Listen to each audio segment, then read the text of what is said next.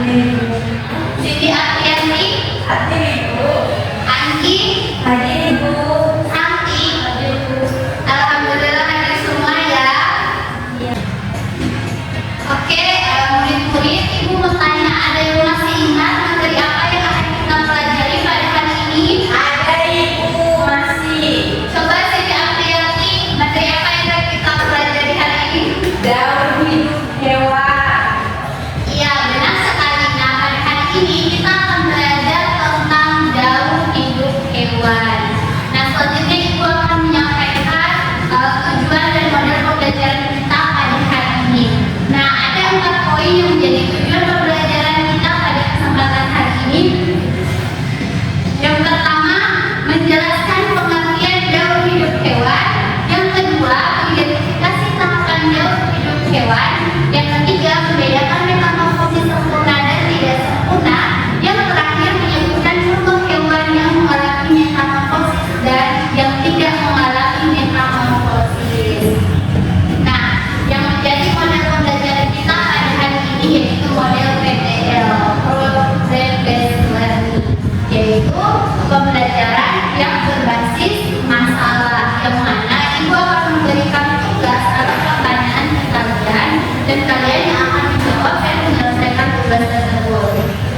Oke anak-anak, seperti yang disampaikan oleh Siti Apriani tadi, bahwasanya kita hari ini akan belajar tentang daur hidup hewan.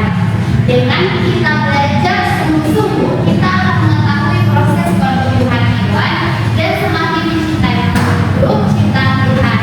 Nah, mari kita belajar dengan semangat di hari ini. Ibu, Oke, murid-murid, Ibu mau tanya nih, siapa yang tahu apa itu daur hidup? Coba angkat tangan. Iya, silakan Santi. daur hidup adalah tahapan pertumbuhan makhluk hidup dari lahir hingga dewasa.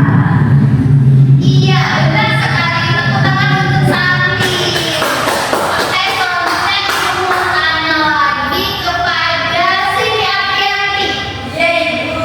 Dan coba kamu jawab pertanyaan ini ya. Apakah semua hewan itu mengalami perubahan bentuk?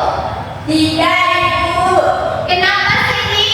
Hanya beberapa hewan yang mengalami perubahan bentuk atau metamorfosis. Iya, benar sekali. Tepuk tangan untuk Siti Apriani. Selanjutnya Ibu, selanjutnya pertanyaan terakhir ya. Ibu mau tanya kepada Anggi Apriliani. Oke, Ibu mau tanya Anggi, apa sih perbedaan antara anak ayam dengan ayam yang dewasa? Anak ayam berukuran kecil dan belum berkembang sempurna, sedangkan ayam dewasa lebih besar dan usia berkembang biak Ibu. Iya, benar sekali. Tepuk tangan untuk Anggi Apriliani. Oke, semuanya udah tahu ya apa itu daur hidup, hewan-hewan yang mengalami perubahan dan sebagainya. Nah, jadi seperti yang Ibu sampaikan sebelumnya, bahwasanya kita kan mempelajari tentang daur hidup hewan.